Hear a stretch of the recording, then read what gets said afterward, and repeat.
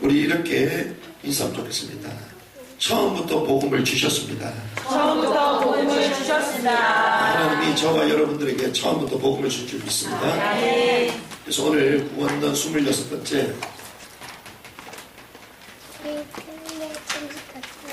우리가 가인과 아벨을 통해서 이 구원의 축복, 복음의 비밀 우리 또 누리기를 원하는데요.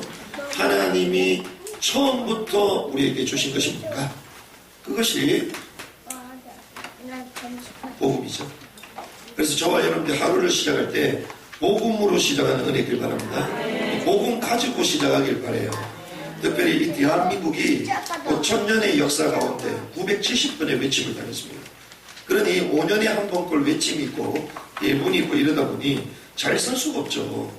늘 두려웠고 늘 불안했고 또 재산이 있으면 또 누가 침략해가고 이래서 안정적인 생활을 할 수 없었죠. 그런데 하나님이 이 나라에 특별히 선교사님들을 통하여 복음을 주신 줄 믿습니다. 이 복음으로 말미암아 그 복음이 성경에 나오잖아요.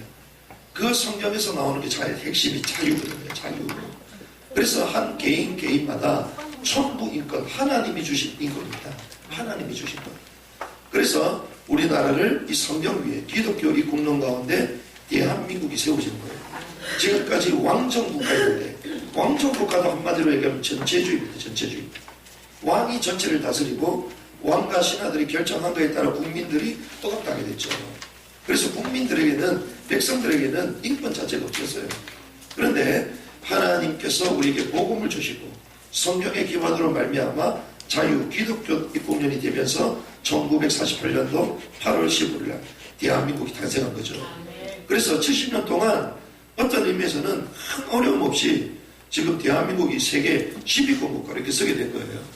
그래서 하나님은 처음부터 인류에게 복음을 주시고 복음을 가지고 시작하는 개인과 국가, 교회 승리하게 될 줄 믿습니다. 그래서 하나님은 처음부터 복음을 주셨는데 이 복음은 로마서 16장 25절에서 27절의 말씀 보니까 이 복음은 영세 전부터 감추어졌대요. 자, 나의 복음과 예수 그리스도를 전파하는, 자, 복음을 말하잖아요. 복음. 자, 복음과 예수 그리스도를 전파. 자, 복음이 전파되는 것, 전도를 말하죠. 이것이 언제부터? 영세 전부터 감춰졌다. 영세 전부터. 그러면 창조 전에부터 이 복음이 준비됐다는 거죠. 처음부터 하나님 복음을 주셨다. 이제는 나타나신 바 되었다. 이렇게 성경은 말하고 있습니다. 그래서 이것이 나중에는 선지자들의 들을 통하여 이 말미암아 모든 민족이 순종하게 하시려고 이 신비를 나중에 주님 드러내신다. 그리고 이것이 세세무궁하다. 그래서 하나님은 처음부터 복음을 주셨고 이 복음은 영원한 거예요. 영원한 거예요. 그래서 영원한 복음을 붙드시기 바랍니다. 근데 이 복음으로 가지고 주님은 골로새서 1장 16절 17절 보니까 천지를 창조하신 거예요. 복음 가지고. 그래서 이 복음이 무엇입니까? 기쁜 소식이잖아요. 기쁜 소식. 뭐가 기쁜 소식입니까? 예수 그리스도가 기쁜 소식이죠.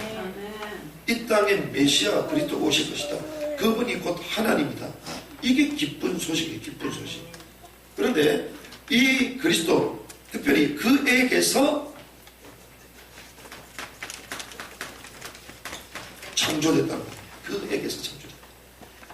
그러니까 이걸 모르는 사람은요, 천지 창조가 어떻게 됐냐? 그냥 우연히. 그냥 진화가 돼가지고 우연히 하나의 물질, 이 매개체로 말미암아 물질 세계가 형성이 되고 우연히 발전됐다. 이렇게 말하거든요. 성경 그렇게 말하고 있지 않습니까? 그에게서 창조됐다. 그리스도로 의하여 창조됐다는 것이죠.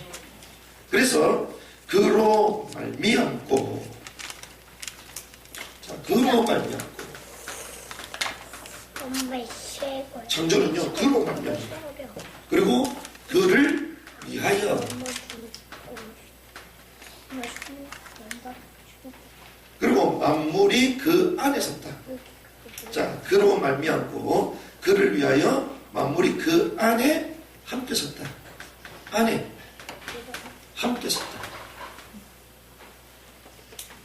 자, 그러면 창조 때보다 그분은 먼저 나신 분이시죠. 그래서 주님은 창조 때보다 먼저 계셨고 이 창조를 관여하신 거죠. 그래서 이 창조 세계 속에 뭘 드러내신다고요? 복음을 드러내신다. 복음. 그래서 우리가 칠판 하나만 봐도요, 창조주를 기억해야 돼요. 내가 칠판 만들어야 되겠다. 딱 생각하면 갑자기 생깁니까? 아니잖아요. 칠판을 어떻게 만들어야 되지? 그러면 설계도부터 있어야 되잖아. 설계. 어떤 모양으로, 그리고 어떤 소재를 쓸 거냐, 재질 어떤 걸 가지고 하겠냐, 그런 것들 다 준비해야 되잖아요. 계획을 가져야 되잖아요. 그러면서 칠판이 제작되는 거죠. 마찬가지입니다. 이 땅에 우연이라는 거 없다니까요. 그래서 우리가 이런 하나님을 봐도 설계도가 있었구나, 만든 창조자가 있었구나, 그런 걸 기억하듯이 우리 인류를 보면서 우리는 하나님을 기억하는 거예요. 그래서 그로 말미암고 그를 위하여 그 안에 함께 있어요. 창조보다 그분은 먼저 나신 것이죠. 그래서 시편 19편 1절에서 6절 보니까 만물이, 특별히 하늘이 하나님의 영광을 선포한대요. 자, 인간만 모르지 만물은 다 알아. 하나님이 창조하셨고 그리스도로 말미암아 이 땅에 창조된 것을 하늘은 알고 있어. 자연도 알고 있어. 인간만 몰라, 인간만. 그래서 이렇게 갑니다. 하늘이 하나님의 영광을 선포하고, 하나님의 영광을 선포하는 거예요. 그리고 궁창이 그의 손으로 하신 일을 나타내는 거다. 나는 날에게 말하고 밤은 밤에게 지식을 전하니 언어도 없고 말씀도 없으며 들리는 소리도 없으나 그의 소리는 온 땅에 통하고 온 땅에 통하고 그의 말씀은 세상 끝까지 이른다. 하나님이 해를 위하여 하늘의 장막을 베푸셨도다. 해는 그의 신방에서 나오는 신랑과 같고 그의 길을 달리기 기뻐하는 장사 같아서 하늘 이 끝에서 나와서 하늘 저 끝까지 운행하여 그의 열기에서 피할 자가 없도다. 만물이요 여호와의 이름과 그 하신 일들을 찬양한다는 거예요. 그래서 하나님은 처음부터 이 땅에 복음을 허락하십니다. 그 복음으로 말미암아 창조되어지고 창조된 자들은 이 복음의 실체 되신 그리스도 하나님을 찬양하고 영광을 올려드린다는 거죠. 그래서 저와 여러분들이 원래 하나님의 영광, 이 창조의 비밀 누리고 회복하는 은혜가 있기를 주님 축복합니다. 그래서 하나님의 영광, 하나님의 영광, 그리고 이 복음을 누릴 존재로 인간을 창조하신 거죠. 그래서 원래 인간의 모습이 있습니다. 자, 원래 인간의 모습이 무엇일까? 창세기 1장 27절에 보니까 하나님의 형상대로 사람을 창조하셨잖아요. 하나님의, 왜? 하나님이요 이렇게 천지를 창조하시고 영광으로 가득 차게 하시고 난 이후에 이 축복을 누릴 존재가 필요했다는 거예요. 함께 누리고 함께 나눌 사람이 필요하는 거예요. 우리가 커피를 맛있게 탁 내려도 혼자 먹고 싶어요? 같이 먹고 싶어요? 같이 먹고 싶지. 막 식은 커피 있으면 같이 먹고 싶어? 같이 먹고 싶잖아. 근데 커피가 막 뜨거워. 너무 잘 내려졌어. 같이 먹고 싶을까요? 혼자 먹고 싶을까요? 같이 먹고 싶지. 그래서 커피는 지옥처럼 먹어야 돼. 지옥처럼 뜨겁게 가지고 먹어야 돼. 그럼 같이 먹고 싶어. 그런데 우리가 집에서 막 음식을 하더라도요 아주 맛있게 요리가 됐단 말이에요. 그럼 혼자 먹고 싶어요? 같이 먹고 싶어요? 같이 먹고 싶죠. 마찬가지입니다. 하나님이요 이 땅을 창조하시고 난 후에 너무 영광스러워, 너무 아름답고 이 기쁨을 막 주저할 수가 없어. 그래서 하나님이요 이걸 누릴 자를 창조하시고, 그래서 하나님의 형상대로 창조하시고, 그래서 여러분 개개인들마다요 하나님의 형상대로 창조됐어요. 축복하면 좋겠습니다. 당신은 하나님의 형상입니다. 당신은 하나님의 형상입니다. 하나님의 형상이에요. 근데 주체사상, 이 접체주의는요, 여러분들 하나님 형상으로 안 봐요. 하나의 물질로 봅니다. 물질. 그래서 그냥 죽이는 거예요. 사람, 인권 필요 없다고 말하는 거예요. 하나님은요, 처음부터 하나님의 형상. 개개인들마다 자유의지가 있도록 여기서부터 자유가 시작되는 거예요. 자유. 그런데 하나님의 형상내만 만들면 어떻게 해요? 그렇죠. 하나님 형상 만들어서 아이 기쁘다, 잘한다. 무슨 의미가 있어요? 그에게 어떻게 해요? 1장 28절 보니까 복을 주시니 이러시네. 복을 주시니 이러시네. 생육하고 번성하라. 생육, 번성하고 정복하고 다스려라.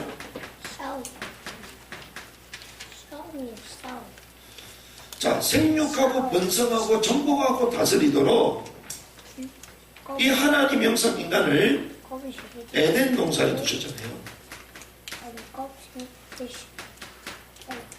그래서 이거 하도록 하나님이 부르신 거예요. 그래서 저와 여러분들은 생육해야 될 줄 믿습니다. 번성해야 됩니다. 이 말은 살아나는 거예요. 오늘도 여러분들 예배드리는 게 살아나는 거예요. 생육이 생육. 번성. 우리를 통하여 계속 확산되는 것입니다. 그리고 정복하는 거예요. 정복. 현장을 정복하는 거예요. 다스리는 것입니다. 그래서 하나님이 에덴 동산에 사람을 두셨죠. 그래서 거기서 생육하고 번성하고 정복하고 다스리고 하나님의 영광을 찬양하고 이게 다 뭐냐? 한마디로 얘기하면 그리스도의 직분을 감당하는 거예요. 그리스도의 직분. 자, 천지를 누가 창조했다고요? 하나님. 특별히 예수 그리스도. 그리스도께서 처음부터 천지 창조 때부터 관여하시고 그로 말미암아 창조됐잖아요. 그럼 무엇으로 가졌습니까? 하나님의 영광, 그리스도의 영광으로 감춘 거예요. 그러면 이 땅의 대리 통치자로 하나님 사람을 세우셔서 뭐하도록? 그리스도의 직분을 감당합니다. 그래서 선지자 역할을 감당합니다. 뭡니까? 선지자는 말씀이죠. 말씀을 지키고 알려주는 역할이잖아요. 그래서 하나님이 아담에게 말씀을 주셨습니다. 그 말씀대로 지키는 거예요. 선악과를 따먹지 말라. 알겠습니다. 순종하는 거예요. 그럼 이걸 누구에게? 자기 마누라에게 전달해야지. 전달. 선지자 역할. 그리고 하나님을 예배하는 역할. 제사장. 그리고 정복하고 다스리고 이름을 막 알려줍니다. 이름 가르쳐줘. 이름 지어달라 그러면 이게 어렵잖아요. 우리는 아는 사람 몇 번씩 봐도 이름도 잘 모르는데. 근데 이름 이거 막 장명하는 것도 어렵잖아요. 근데 웬일입니까? 보는 족족 이름을 바로 지어. 이 정도로 아담이 뛰어났어요. 원숭이, 여러분 원숭이 보면 어떤 생각 나요? 아, 원숭이 같다. 이런 생각 들잖아. 기린 보면, 야, 기린 같네. 이름 너무 알맞겠어. 기린을 만약에 토끼 이렇게 지으면 좀 안 맞을 거 아니에요. 기린, 토끼 이러면 토끼 어떻게 뜁니까? 톡톡톡 이러잖아. 그러니까 토끼 같네. 맞잖아요. 무슨 말인지 헷갈리기 시작합니다. 이렇게 하나님이요 아담에게 완벽한 지혜를 주셔가지고 이름을 짓게 만드셨어요. 이름을 누가 지어줍니까? 정복하는 사람이. 그렇죠? 지배하는 사람이 가르치는 거죠. 이게 왕적 축복이에요. 이걸 에덴 동산에 하나님이 사람을 창조하시고 다 주신 거예요. 그래서 하나님이 인류를 창조하셨던 것처럼 이 창조의 기쁨을 누리도록 우리 인간을 창조하신 거예요. 이 축복을 누려야 될 줄 믿습니다. 그래서 이 창조의 기쁨이요 날마다 우리에게 넘쳐요. 특별히 이번 한 주간 진행되는 우리 삶 가운데에 창조의 기쁨이 회복되길 바랍니다. 우리가 사업하잖아요. 사업도 창조의 기쁨이에요. 창조의 기쁨. 오늘 뭐 강도사님 아들이 뭐 기업 뭐 좀 확장했다는데 그게 창조의 기쁨이잖아요. 지금 어려운 시대에 얼마나 감사해. 우리가 뭐 사람을 만난다, 대화를 나눠가지고 이 사람이 치유가 되고 힘을 얻는다, 그것도 창조의 기쁨, 창조. 그렇죠? 하나님 이걸 원하십니다. 이게 원래 인간이었다는 것입니다. 그런데 이 아담과 하와가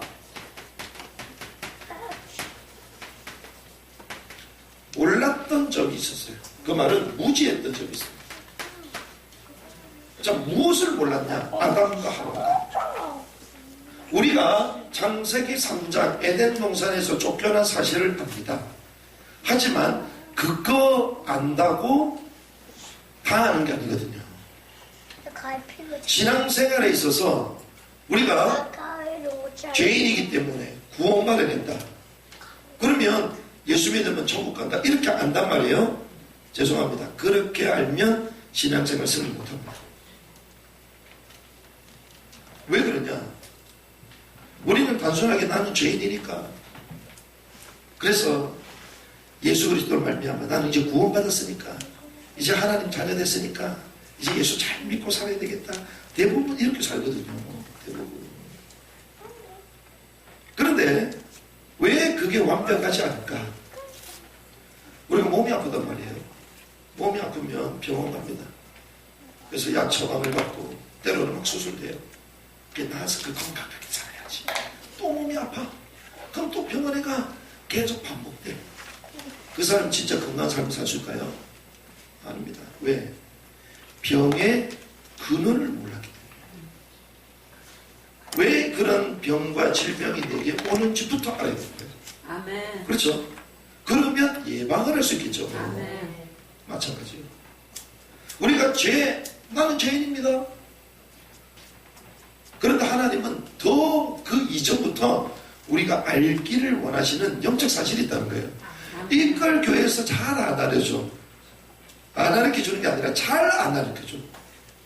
그러니 전부 다 걸려드는 거야.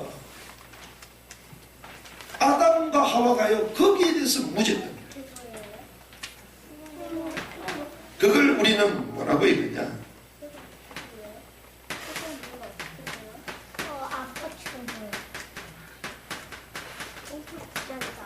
원죄 이전의 사건이었습니다. 이걸 알아야 돼요. 우리가 성경의 10대 사건을 말씀을 나누면서 나눴던 게 이거잖아요. 창조 이전의 사건이 있습니다. 창세기 이전의 사건이 있어요. 이걸 알아야 되는 거예요. 원죄 이전의 사건이 있었던 거예요. 그 사건이 뭡니까? 에스겔서 28장 12절에서 19절 말씀. 에스겔서 28장의 말씀 보면 인자야 두로 왕을 위하여, 이 두로에 대한 얘기예요. 그런데 학자들은 이 단수는 두로가 아니라, 두로 왕이 아니라 하늘을 담당했던 천사에 대해서 말하는 거다. 특별히 이렇게 얘기합니다. 원래 완전했던 너는 완전한 도장이었고 지혜가 충족하여 온전히 아름답다. 13절에 보니까 네가 옛적에 하나님의 동산 에덴에 있었다. 각종 보석, 홍보석, 황보석 그런 것들로 단장했다는 거죠. 그러면서 네가 지음받던 날에 너를 위하여 소고와 비파가 준비되었고, 14절에 특별히 너는 기름 부음을 받은 그룹이요.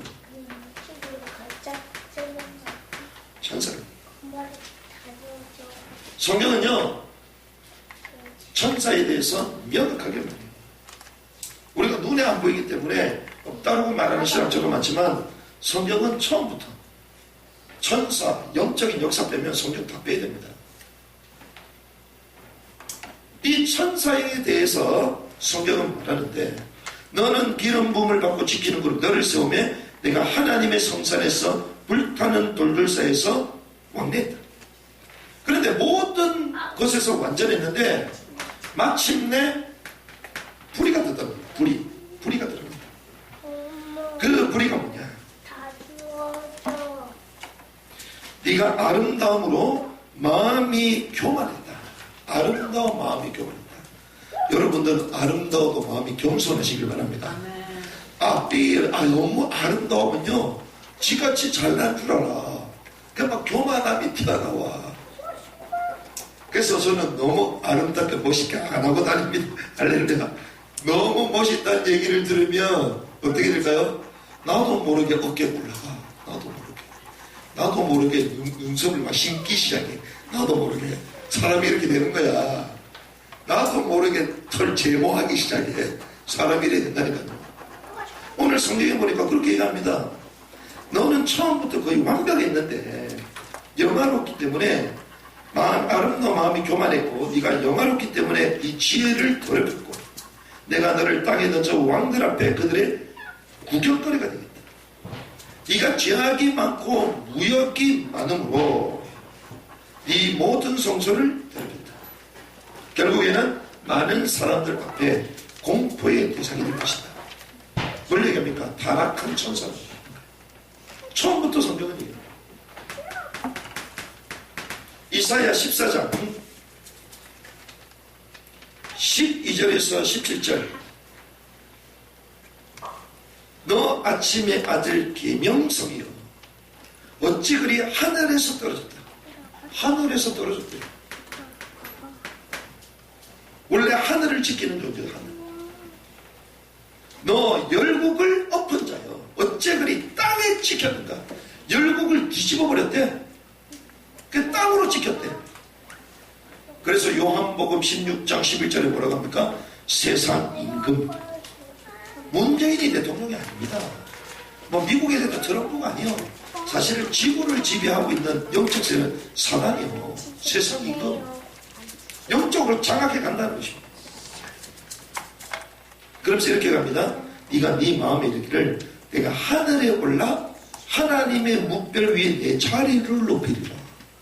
그 사람이 교만하면 자기 자리를 높여. 그 권력을 탐하게 되는 거예요. 내가 북극 집배 산 위에 앉으리라. 그럼 사는 얘기가 내가 높은 구름에 올라가 지극히 높은 자와 같아지리라. 교만 충천이지. 지극히 높은 자가 누굽니까?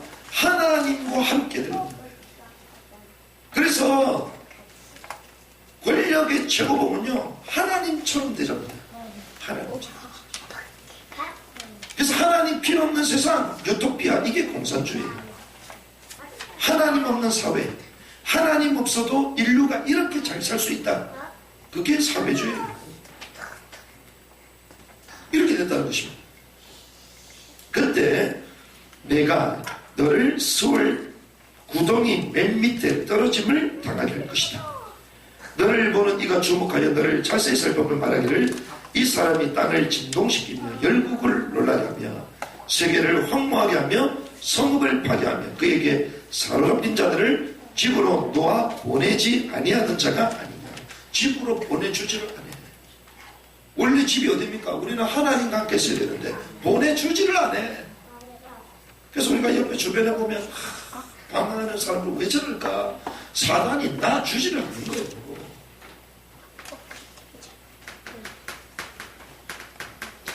그래서 요한계시록 12장 1절의 말씀 보니까 9절까지 보니까 이 존재가 뭐냐? 옛뱀 곧 마귀라고요. 무슨 말입니까? 영적 존재 사단이 실제로 활동하고 있었다는 거예요. 주님이 창조하신 이 세계 가운데에 타락한 선사가 에덴 동산에 들어갔다는 것입니다. 그래서 창세기 3장 1절에서 2절 보니까 하나님이 지으신 들짐 중 가장 강교한 뱀이 하와에게 접근하잖아요. 그런데 그 뱀이 가장 강교하더라고요. 뱀의 모습을 하고 인간을 무너뜨리기 위장해서 들어오기 시작한 거죠. 에덴 동산에 출현한 거죠.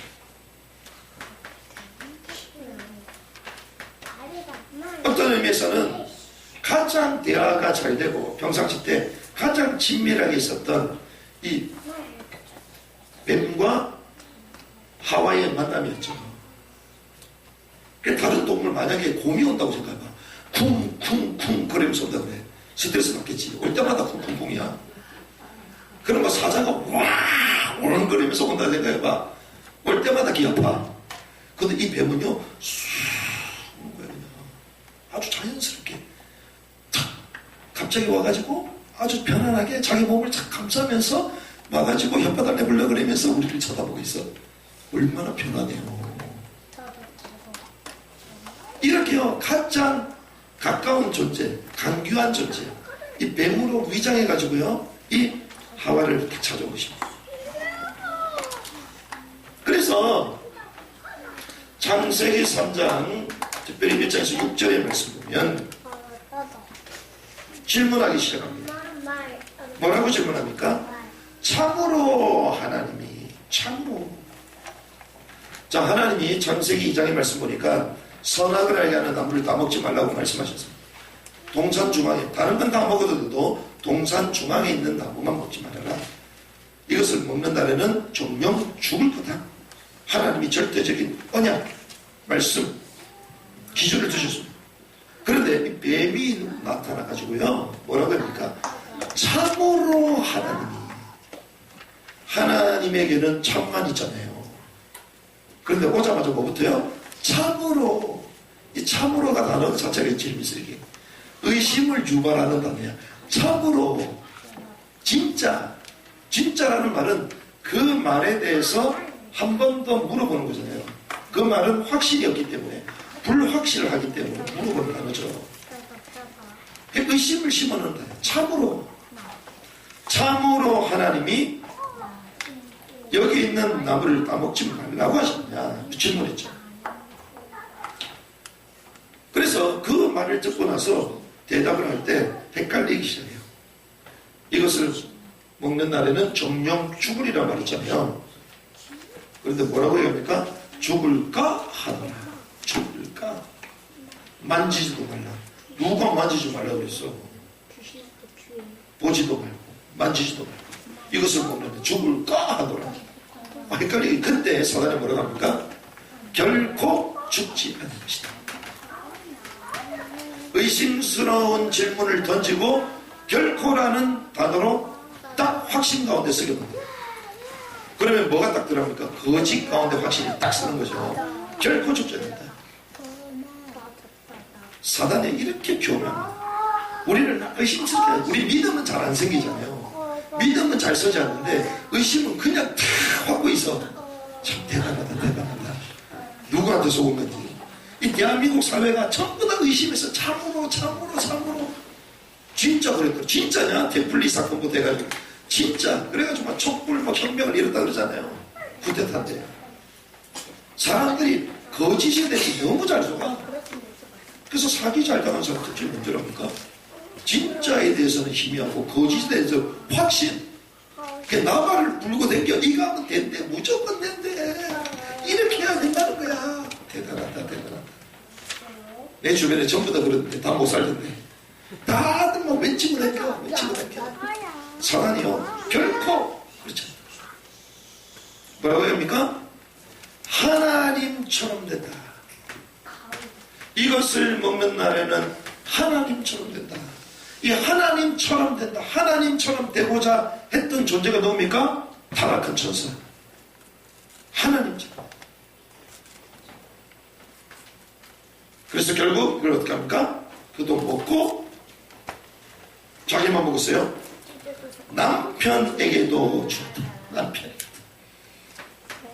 아이 자기만 범죄하면 되지. 꼭 공범을 만들어. 남편에게 주고 그도 같이 나눠요. 그런데 재밌습니다. 이러한 과정을 통해서요, 우리가 알 수 있는 것은 이 모든 유혹의 결정이 있어요. 모든 유혹의 결정. 이 모든 유혹의 결정은 하나님과의 언약하겠죠. 하나님. 우리가 뭐 먹고 속았고 이건 다 둘째 문제야. 진짜 문제는 하나님과의 언약이 파괴됩니다. 그러니 하나님과의 언약이 파괴되니까 어떻게 됩니까? 불순종한 죄가 찾아오죠. 죄가 찾아오니 하나님과 영적으로 어떻게 됩니까? 단절됩니다. 자, 하나님과 단절되고 죄가 들어왔으니 이제 누구에게 지배를 당해요? 사단에게 지배를 당해요. 이게 창세기 3장 사건이에요. 하나님의 말씀을 불순종하는 그 순간부터 인간에게 본질적인 문제들이 찾아온 것입니다. 그래서 그 죄에 대한 결과가 나오잖아요. 이게 창세기 3장 15절에서부터 20절, 16절에서부터 내가 정말 먹어도 돼? 마음과 정신과 육신, 마음의 문제. 어떤 문제입니까? 두려워. 아담아 하나님이 부르시는 대로 막 숨어. 두려워. 우리 인생에 막 두려움이 찾아와, 불안이 찾아와, 노이로제 스트레스 막 찾아와. 하나님 떠나서부터요. 육신의 문제, 질병, 고통을 당해야 됩니다. 열심히 일해야 돼요. 땀을 흘려야 돼요. 수고를 해야 됩니다. 육신적인 고통이 계속 찾아와요. 열심히 일을 하는데 열매가 나오지 않아. 엉겅퀴를 낸대요. 여기서 끝이 아니잖아요.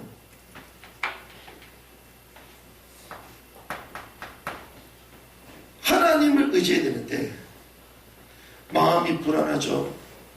그리고 육신이 고통이죠. 이런 뭔가 의지해야 돼요. 그래서 여자가 남편을 의지해야 된다. 의지하는 사람도 힘들고 의지당하는 사람도 힘들어. 서로가 힘들어.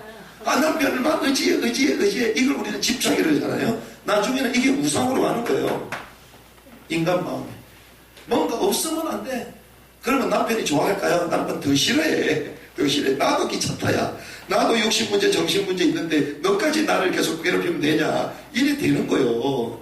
그 처음에는 눈에 콩깍지 써가지고 뭐 합니까? 웨딩 딱 해가지고 딱 들어가잖아요. 근데 나중에는 살다 보면 이거 뭐야 이거. 그래서 환상을 깨시기 바랍니다. 영적 사실을 보고 언약의 남자와 언약의 여자가 결혼을 해야 돼요. 그거 모르면요. 창세기 3장 플러스 창세기 6장 찾아와. 내 피림 찾아와. 내 피림. 그래서 여자가 남자를 막 의지한다. 이게 우상이 되어버리는 거예요. 결국에는 잉태하는 고통, 가정의 문제가 찾아오는 거예요. 이 문제가 그대로 후손들에게 가는 거죠. 그래서 마지막 결정적으로 너는 흙이니 흙으로 돌아간다. 죽음, 사망이죠. 이게 하나님을 떠난 이후에 인간에게 그냥 찾아왔어. 뭘 몰랐다? 영적 사실을 보는 거예요. 영적 사실하는 은혜길 바랍니다. 그래서 우리가 단순히 예수 믿으면 끝났다 그게 아니고 영적인 사실을 알면 사단이 어떻게 속이는지 보인단 말이에요. 사람을 통해서, 환경을 통해서, 여러 가지 내 자신의 문제를 통하여 사단이 우리를 속인다고. 그때마다 사단의 전략이구나.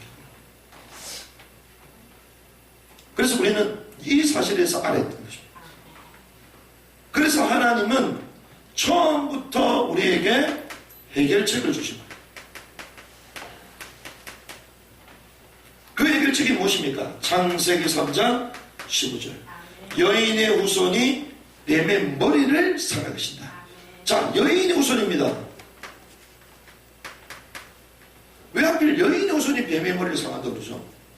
신기해요. 저와 여러분들이 남자의 후손이에요, 여자의 후손이에요? 남자의 후손. 그거 어떻게 하냐? 주민등록등본 떼보세요. 호족 떼보세요. 누구 이름이 되어 있어요? 아버지 족보를 따는 거예요. 남자 족보를 따는 거예요. 그거는 누구도 알려주지 않는데 전 세계가 다 똑같아. 그래가지고 미국 이런 데 가가지고 이민 가가지고 미국 사람 결혼하잖아요. 그럼 성을 남편 성으로 해야 돼요? 아내 성으로 해야 돼요? 남편 성으로 하는 거예요. 남편. 이게 보편적인 질서의 질서. 근데 주님도 대단하죠. 여인의 후손이 뱀의 물을 상해요. 예수님 족보 여러분 아십니까? 그분은 족보도 없어. 여인의 후손. 왜 여인의 후손? 남자의 후손으로 오면 원죄의 그 족보 흐름대로 온다는 거예요. 죄가 전달된다는 거예요. 그래서 그게 보편적인 진리나 보편적인 죄가 전달되는 통로가 남자의 후손, 남자의 족보다. 근데 이 틀을 깨는 거예요. 여자의 후손. 왜 죄 없는 분은 오실까? 그래서 이사야 7장 14절이니까 처녀의 몸에서 잉태한대. 처녀가 잉태한대. 어떻게 처녀가 잉태를 해요? 남자를 알지 못한 처녀가 어떻게, 그러니 성령으로 잉태한다는 거지. 죄 없는 분으로 오신다는 거죠. 그래서 주님은 처음부터 해결책을 주셨습니다. 그래서 양이 뭡니까? 범죄한 우리에게 가죽옷을 지어주셨잖아요. 가죽옷, 가죽, 짐승, 양. 성경에 양이 계속 나옵니다. 양이 뭡니까? 오실 예수를 말하잖아요. 그래서 세상 죄를 지고 가는 하나님의 어린 양입니다. 자, 죄를 지고 가는 대속물이라는 거죠. 대속물. 그리고 피가 나옵니다. 피. 양이 피를 내죠. 가죽옷을 지어줄 때에 가죽을 주게 되잖아요. 피를 내요. 피는 뭡니까? 피 흘림이 없으면 제3이 없다. 이 말은 십자가의 죽음을 예언하신 거죠. 십자가 지실 것입니다. 그래서 하나님은 처음부터 범죄한 아담과 하와에게 복음을 허락하시고 이 완전한 구속의 비밀들을 전달하신 거예요. 자, 이런 가운데에 가인의 예배를 봐야 됩니다. 가인의 예배를 주님 받았어요? 안 받았어요? 안 받았대요. 자, 왜 안 받았냐는 거죠. 자, 인간의 문제가 뭡니까? 하나님을 떠나고 죄 가운데 빠져 사단에게 잡았다. 이게 인간의 근본 문제입니다. 자, 이 문제를 해결하려면 누가 오셔야 되죠? 그리스도 메시아가 오셔야 됩니다. 그럼 그 그리스도가 오셔서 뭐 해야 됩니까? 어린 양이 되셔서 십자가에 죽으셔서 피를 흘리셔야 되는 거죠. 그러면 그걸 예표하고 상징하는 게 뭡니까? 그게 예배거든요. 예배. 그런데 이 특별히 유대인들, 무슬림들, 불교도들, 때로는 무속인들 엄청난 중심을 가지고 예배하잖아요. 우리가 예배만 잘 드리면 되지 이렇게 말한단 말이에요. 예배만 잘 드리면 되지. 근데 사실상 언약을 잃은 예배, 특별히 언약은 피 흘리는 예배잖아요. 이 피 흘리는 언약을 잃은 예배는 우리 인생의 문제를 해결할 수 없는 거예요. 왜? 죄 문제를 해결할 수 없으니까. 주님께 그냥 나올 수 있습니까? 나올 수 없습니다. 죄 문제 해결받고 나와야 되는 거예요. 그냥 열심히 예배 드려, 잘 드려, 목욕 제비하고, 8번 막 절하고, 그래도 하나님 안 만나줍니다. 왜? 죄 문제가 해결이 안 됐어요. 요즘 막 신종 코로나 때문에 난리잖아요.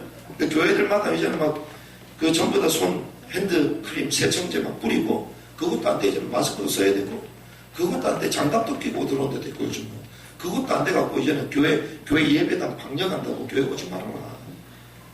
방역하니까. 요즘 그렇게 가고 있어요. 그럼 만약에 우리처럼 막 아무 때나 가지고 들어갈 수 있을까요? 못 들어갈까요? 못 들어가지. 마찬가지입니다. 하나님을 때 나가려면 세척제 뿌려야 돼. 피를 뿌려야 돼. 피를 뿌려야 돼.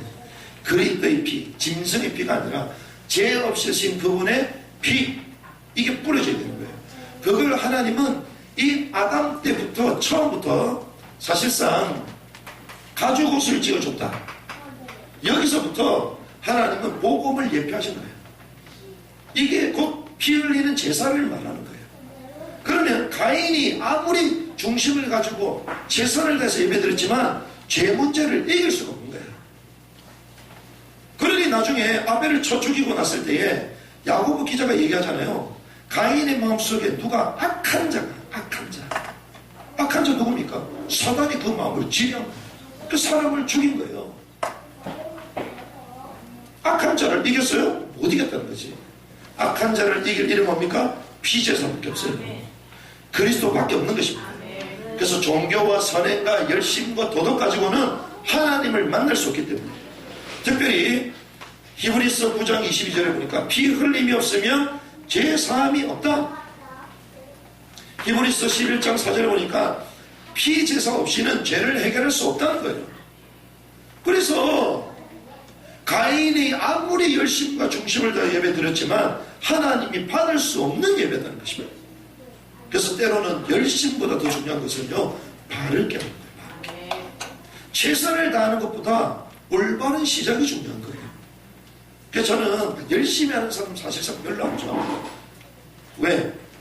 조금 더디더라도 바르게 하는 게 진짜 맞는 거예요. 그렇죠? 그 자기는 막 삘 꽂혔다고 막 열심히 해. 나중에 보니까 그게 아니야. 그럼 열심히 한 만큼 손해겠죠. 그래서 성령인도 받으시기 바랍니다. 그래서 저는 우리 교회 성령 좋아해요. 왜? 열심히 안 해, 다들. 할렐루야.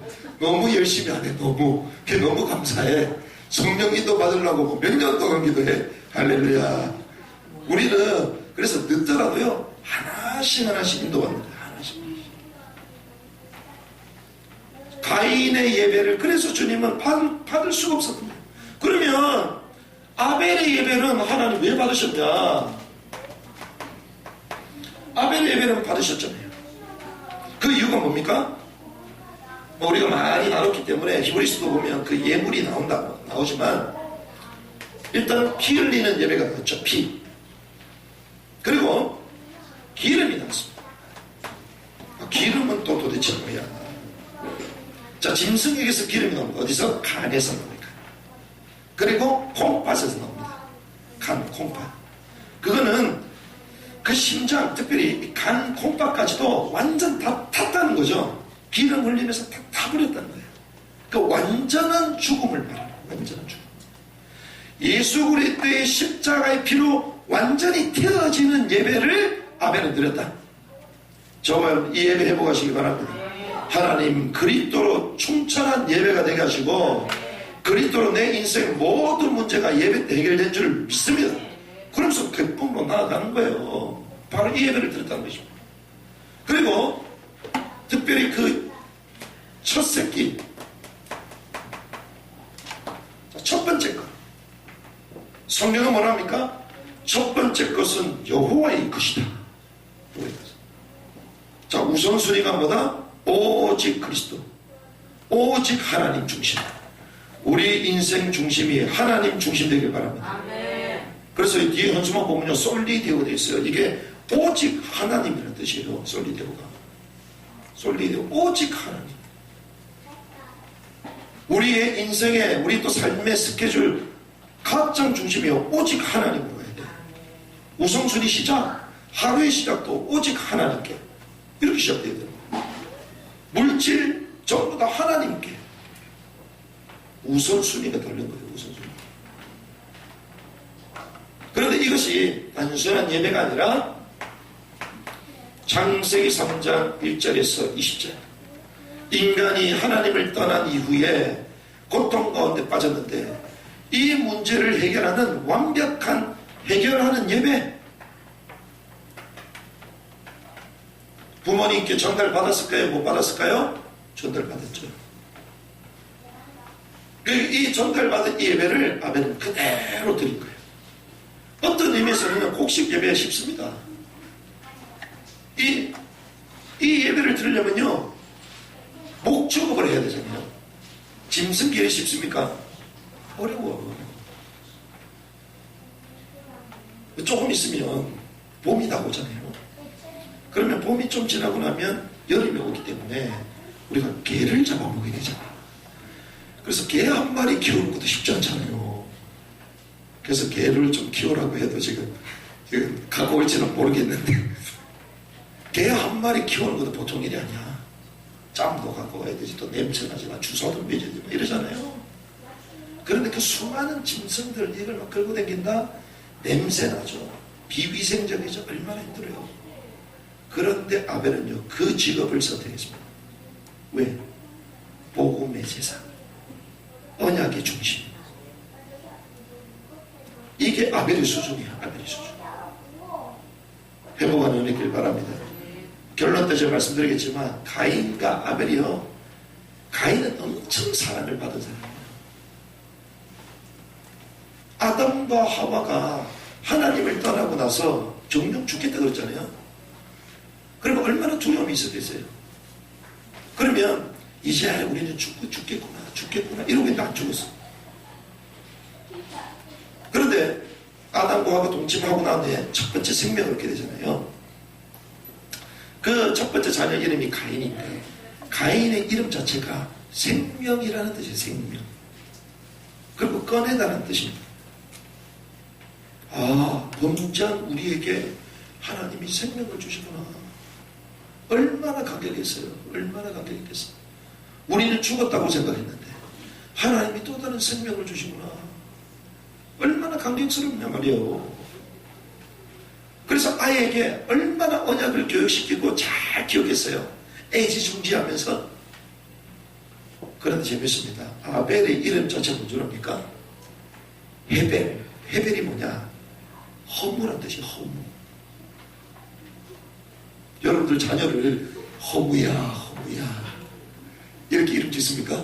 허무야, 야 허무야 일로 와봐 허무야. 왜? 가인이 살아오는 걸 보니까 이건 완전히 하나님 뭐냐고 상관이 없어. 그러니 인간이 다 저런가 보다. 왜? 인간이 하나밖에 없으니까. 그렇잖아요. 아담과 하와가 결혼해서 하나 놓은 게 가인이 요 하나인데 요거 하나밖에 없으니까 이게 단 줄 알았지. 그러니까 이 아이가 허무한가 보다. 진짜 창세기 3장으로 말미암아 다 죄인 됐기 때문에 다 인간이 다 이런 것보다 이러면서 허무라고 하시는 거예요. 그래서 관심 가졌을까? 관심도 안 가져. 인생 그런가 봐. 아무리 열심히 하고 잘해줘도 가인 같은 인생 갈 건데 너도 어차피 또 허무다 허무 이래 되는 거야. 근데 웬일입니까? 이 허무와 같은 이름을 가지고 있는 이 아벨이요, 하나님께 온전한 예배를 드리고 하나님이 받으시는 기뻐하는 저주를 드려요.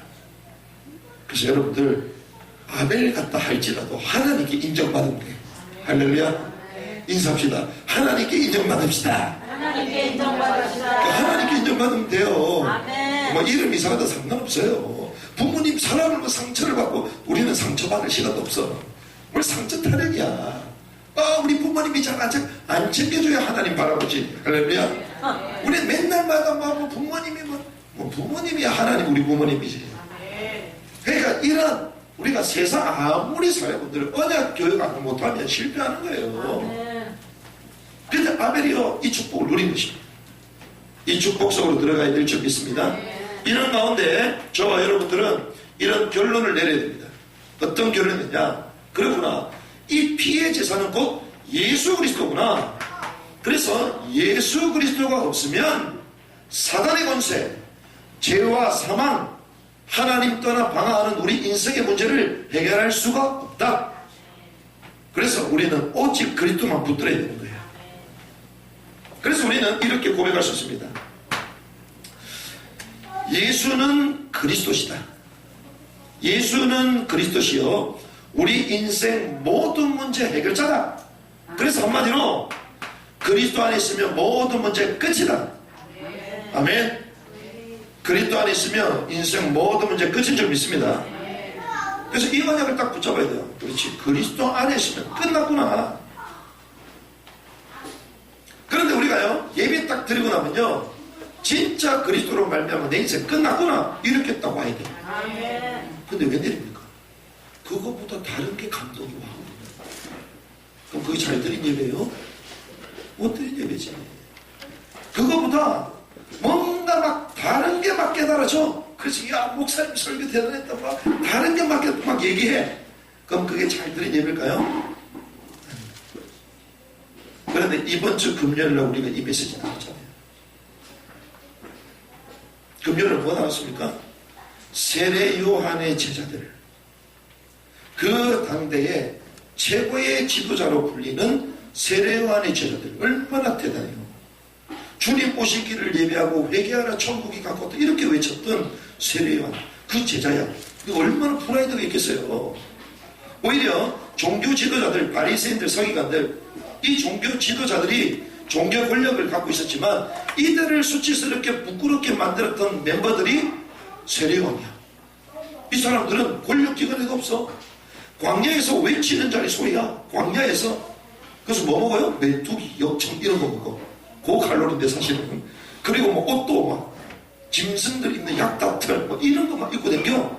그래서 세상에 대해서는 뭐 관심이 없어. 뭐 세상 물질 욕심에 관심이 이러니 유대인들이요 실제로 종교 지도자들 누구 말을 들을게요? 세례요한 말. 근데 그 제자란 말이에요. 얼마나 대단할까요? 그런데 이 세례요한이 와가지고 예수님과 제자들이 그 죄인들 특별히 세리를 부르시고 그들과 밥을 먹고 잡수시잖아요. 그들 집에도 들어가시잖아요. 그 모습을 보고 이 요한의 제자들이 예수님 가서 물어봅니다. 아니 왜 당신의 제자들은 금식하지 않습니까? 금식인데 왜 금식을 안 하냐? 그때 예수님이 말씀하시죠. 신랑을 빼앗길 날이 올 건데 그때 금식해라. 근데 못 알아들어. 무슨 말 줄 압니까? 세례 요한의 제자들의 기준이 뭐냐? 금식. 세례 요한들의 이 기준이 율법적이고 형식적이고 전통적인 게 우선이었다는 거예요. 자, 그러면 지금 예수님이 직접 오셨습니다. 하나님이신 그분이 직접 오셨어요.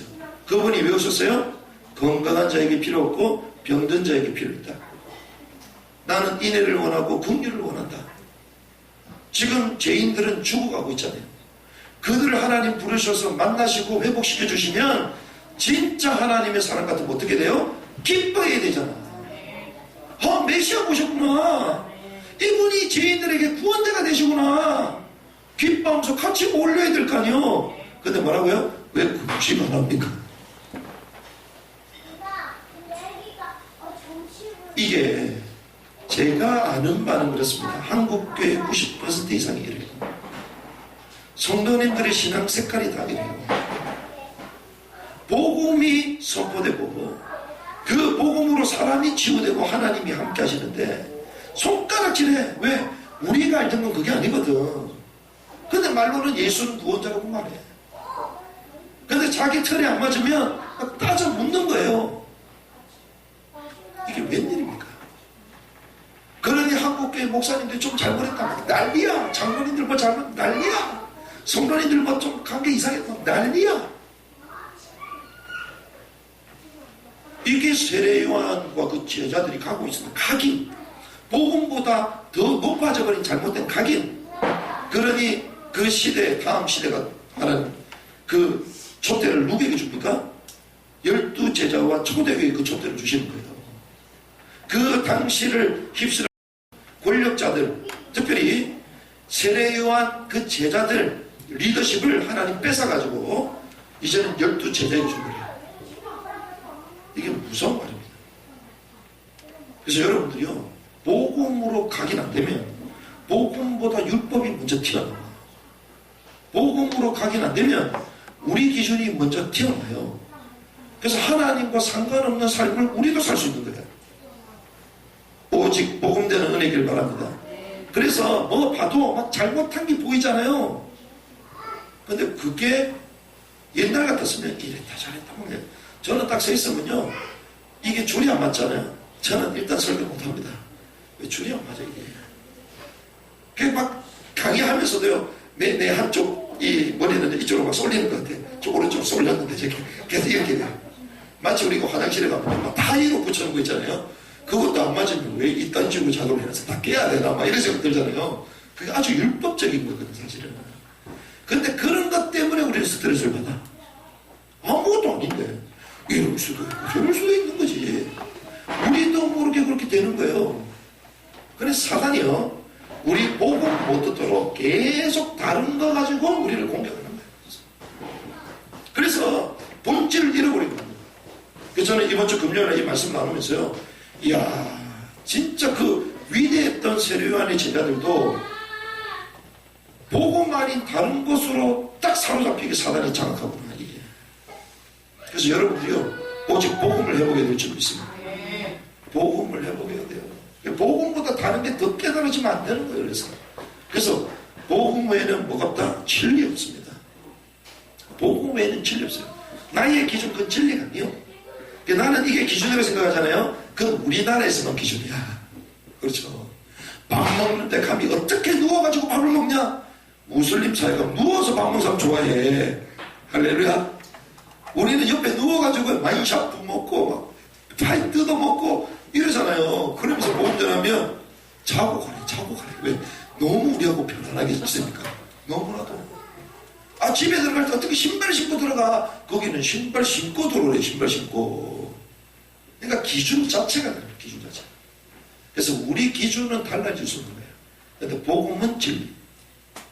그래서 저와 여러분들이요, 예수 그리스도는 우리 인생 모든 문제 해결자다. 끝났다. 그래서 복음보다 앞서는 모든 각인 다 내려놔야 됩니다. 아멘. 이 축복을 누려야 될 줄 믿습니다. 그리고 두 번째는 이게 한마디로 피의 복음을 말하잖아요. 피의 복음. 그리고 피의 예배입니다. 지금 이 아벨은요, 피의 복음, 피의 예배를 지키기 위해서 사실상 순교자가 됐잖아요. 최초의 순교자가 됐습니다. 인류 최초의 순교자가 누구냐? 아벨입니다. 아벨. 자, 허무한 인생이었는데 하나님이요, 이 인생을 인류사에 가장 고귀한 순교자의 열매가 되도록 하셨어. 얼마나 대단합니까? 그래서 여러분들이요, 피의 예배, 피의 복음. 자, 피의 예배와 피의 복음을 지키기 위하여 순교자가 됐는데, 지금 자, 대한민국을 보십시오. 지금 대한민국의 싸움은 이념 싸움입니까? 어떤 사람은 이념 싸움이다, 좌우의 싸움이다. 과연 그럴까요? 저는 이렇게 봅니다.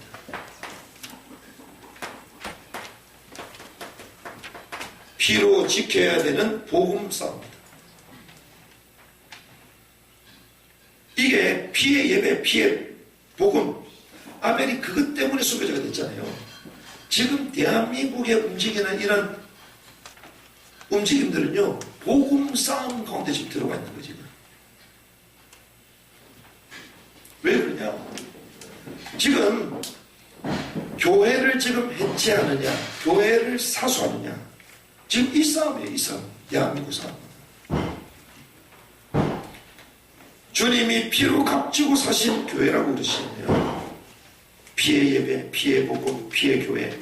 하나님은 이걸 지키도록 지금 대한민국을 지금 보내게 하시는 거죠.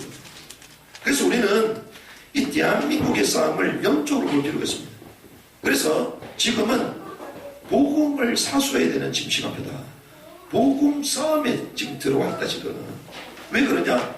아까 영상을 봤지만 이승만 대통령 얘기가 나오잖아요. 75년 전으로 딱 가면서 75년 전. 75년 전으로 들어가면 1945년도 8월 9일날 히로시마에 원자폭 터졌던 나도 시기했잖아요. 그 원자폭탄이 터지는 그걸로 말미암아 우리는 일제에서 해방을 얻게 된 거죠. 그래서 우리에게 자유가 공짜로 와서 공짜로. 우리는 죽지도 않고 미국이 그냥 일본 한번 공격함으로 말미암아 우리에게 자유가 공짜로 왔다. 공짜로. 자, 공짜로 왔는데 그 해방 정부 해방되고 나서 그때 3년의 틈이 있습니다. 1948년도 우리나라가 세우기 전까지 3년의 해방 정국이 있어요. 해방. 그때 미군정이 들어오잖아요. 그리고 위에서는 신탁 통치, 그러니까 위에 소련이 또 통치를 하고 있고 이런 가운데 있는 상황들이었어요.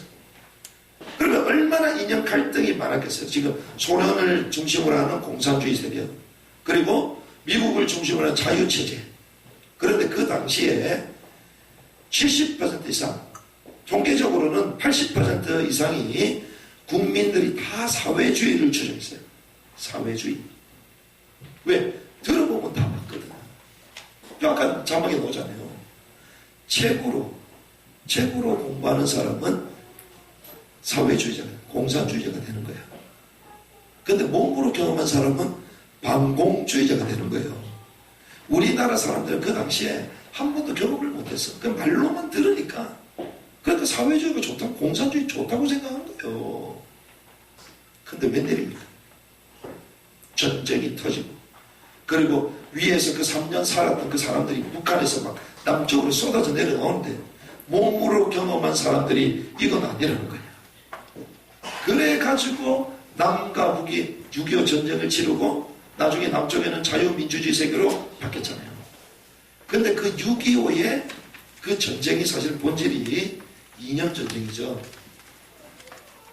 잘 생각해야 됩니다. 지금 대한민국 사회에 사회주의가 좋다는 사람이 옛날하고 똑같이 많습니다. 지금 단순히 우리가 이념전쟁일까요? 아닙니다. 공산주의 되자마자, 휴전선 끝하자마자 교회의 지도자부터 교회부터 전부 다 없애버리잖아요. 왜? 그들은 유물론 사상이니까 종교 인정 안 합니다. 교회를 해체시켜버리잖아요. 지금 대한민국 사회가 그렇게 가고 있는 거예요. 근데 그걸 모르고 이념전쟁이다. 아무것도 내 신발 하나도 안 우리가 공짜로 자유를 얻다 보니까 이 공짜에 우리가 있다 보니까 피 흘리고 지키지 않았다 보니 너무 쉽게 생각하는데 그렇지 않습니다. 그래서 우리의 지금 싸움은 복음 싸우는 시간표예요. 교회를 지키냐 교회가 해체되느냐. 주님 피로 값을 주고 교회를 사줬어요. 그럼 교회를 어떻게 지키는가? 피를 가지고 피를 흘려가면서 교회를 지켜야 되는 시대가 온 거예요 지금. 그럼 우리는 뭐 조그만 헌신도 싫잖아. 왜? 피를 쏟아내면서 교회를 세워본 적이 없으니까. 피를 쏟아내면서 내 신앙을 지켜본 적이 없으니까. 그래서 지금 손들고 목숨 걸고 나오는 사람들이 탈북자 사람들이 나오는 거예요. 왜? 목숨을 걸고 탈북이 맞기 때문에. 그래서 지금 싸움의 본질이 이겁니다. 그러면 저는 구분하는 것 중에 하나가 있거든요. 잘은 몰라도 이 사람이 말하는 게 진짜 맞는 말이냐 진실성이 있냐 그 사람이 생명을 건 사람이지 아닌지 확인하면 돼요. 정치인들 한 사람 한 사람 그 사람이 나라를 위해서 진짜 생명을 걸었냐 그 사람 말이 진실 가능성이 있어요. 근데 대부분은 그렇거든요. 자기 이익과 유익을 위하여 자기 단체를 위하여 다 말하거든요. 그런데 지금 진짜 자기 생명을 걸고 피를 흘리겠다 결단하고 사람들이 나오기 시작해요. 지금 복음 싸움. 지금 구리 지역에는 지금 교회 오늘 예배 안 드리는 교회 많이 나옵니다. 왜? 구리시에서 신종 코로나 때문에 교회를 가능하면 폐쇄해라. 모든 종교 단체들 행사 금지해라. 그래가지고 보고해라. 그걸 공문이 내려왔거든요. 큰 교회들은 전부 다 이제는 그렇게 시작해요. 이제는 눈앞에 들어왔는데도 전혀 몰라요. 그래서 앞으로 교회는요 지상교회와 지하교회로 나눠집니다. 그럼 지하교회 우리 교회는 지하에 있으니까 지하교회지. 근데 지하에 있다고 지하교회가 아니고 숨어서 지상교회는 막 화려한 교회인데 이 교회는 지상의 교회인데 예배 잘 드리는데요. 잘 드리지. 왜? 정부 원한대로 하니까. 그 말은 하나님보다 정부가 높은 거지. 그 말은 선명한 복음보다 섞여있는 복음이 나온다는 거지.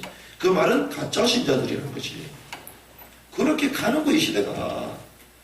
그래서 피를 흘려가면서 복음과 예배를 사수했던 아벨처럼 지금 대한민국도 이런 시간표 가운데 우리를 불러가는 거예요. 아멘. 복음 싸움의 시간표로 전환된 것입니다. 아멘. 그래서 우리는 일을 할 때에 영적인 눈을 떠야 되는 거예요.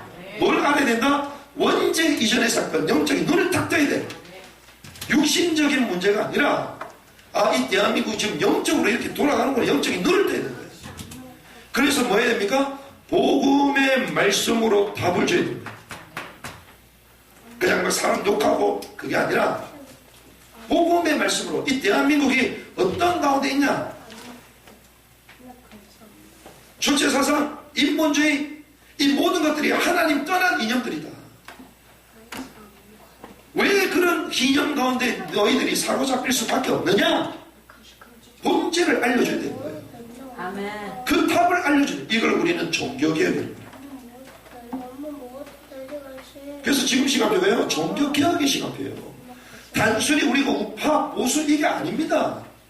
좌파 가운데서도 하나님의 복음을 사모하는 사람이 있고 우파 가운데서도 하나님과 상관없이 그냥 많은 사람도 있어요. 아멘. 하지만 우리는 그들을 영적으로 진단하고 진정한 복음, 피의 비밀, 이 복음을 전달해야 되는 거예요. 아멘. 그래서 하나님이요, 대한민국 특별히 불신자까지도 하나님 이 복음이 전달되도록 나라를 뒤집고 계신 거죠. 아멘. 그러니까 불신자들이요, 교회 나오고 싶대. 왜 나오고 싶냐? 그냥 가고 싶대. 그러면 그래 교회 나오세요. 끝. 이게 아니잖아요. 교회 나가지고 태극기 드세요. 그게 아니잖아요. 그들에게 뭐요? 당신의 그 영혼의 상태 원래 어떤 존재였냐? 하나님 따라서 당신 70, 80을 이렇게 살아왔다. 근데 하나님은 오늘 당신에게 이 그리스도로 말미암아 인생을 새롭게 하기 원하신다. 예수를 영접할 때 하나님의 자녀가 된다. 아멘. 이 영적 사실을 전달을 바꾸는 거죠. 이걸 우리는 종교개혁. 이 흐름 가운데 저와 여러분이 와 있는 줄 믿습니다. 대한민국이 이런 상황. 그래서 우리는 복음보다 높아져 버린 것들이 있습니다. 세 번째, 복음보다 높아진 것들을 다 복종케 하는 이 싸움에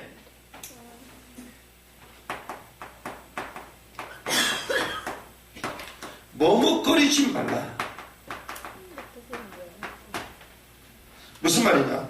아벨처럼 자신을 드러내시길 바랍니다. 아벨은 아무 능력이 없었어요. 허무한 인생이었다니까. 그런데 하나님이 그를 최초의 순교자로 쓸지 누가 알았어요? 그래서 우리에게 주신 달란트, 기능, 우리의 상황, 형편 다 상관없습니다. 이 시간대 가운데 하나님 나를 이러한 복음 싸움하는데 주역으로 쓰기를 원하시구나. 일어나는 거예요. 그래서 우리 교회가 이 조그만 일에 쓰임 받잖아요. 다른 사람들은 막 우리 배경을 모르는데 우리 사실 좀 배경 있는 사람들이거든. 우리 단체가 좀 알아주는 단체거든. 그런 가운데서도 완전 왕따 비슷하게 해가지고 이런 사역을 우리가 감당한다? 상관없습니다. 아벨을 통해서 하나님은요 순교의 역사 족보를 쓰기 시작. 그때부터 진짜 하나님이 원하시는 사람이 누구냐? 누구부터? 아벨부터 말한다. 아벨부터. 하나님의 피의 복음을 가지고 하나님의 나라를 이루고 완성했던 그 축복의 시작이 아벨에서부터 시작합니다. 아벨에서부터. 저와 여러분들이요 이 일에 자신을 이제는 드러내야 됩니다. 아멘. 머뭇거릴 필요가 없어요. 머뭇거리면 그럴수록 우리만 손해요. 우리만. 그래서 목사님이 그러면 머리띠에 순국 결사대 띠를 떼가지고 나오라는 그 말이 아니고 다른 사람들에게 당당하게 말할 수 있는 믿음과 그리고 지성 이런 것들이 정리가 딱 돼 있어야 된다는 거예요. 아멘. 당당하게 외치는 거예요. 그렇게 할 때에 흑암의 권세가 무너집니다. 아멘. 그리고 그 사람도 그 도에 복종하게 되는 거예요.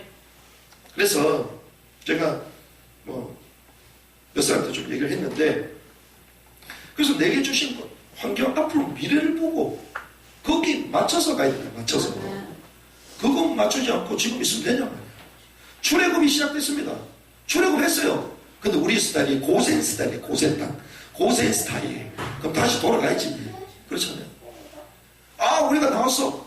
광야 스타일은요 원망불평 40년이거든. 광야 스타일 있으면 돼요? 안 되지. 어디 스타일? 가나안 땅 스타일. 할렐루야. 그래서 그 스타일 맞는 딱 두 사람만 데리고 가잖아. 근데 그 나이도 필요 없어요. 그때 들어갔던 여호수아 갈렙 나이가 80, 90이야. 할렐루야. 젊다고 데리고 가는 게 아니야. 하나님이요 젊다고 애국도 쓰는 게 아니고 그렇다고 늙었다고 안 쓰는 게 아니요. 이 흐름을 알고 하나님께 겸손하게 우리 수준에 맞춰서 인도받으면 하나님께 쓰는 거예요. 우리를 이 축복을 누리게 될 줄 믿습니다. 그래서 가인과 아벨 그렇구나. 가인의 길에 있지 않고 완전한 복음 붙들고 승리했던 아벨의 축복을 한 주간도 누리게 하옵소서. 이 은혜 붙들고 승리하는 하루 되기를 주님의 이름으로 축복합니다. 주님 감사합니다.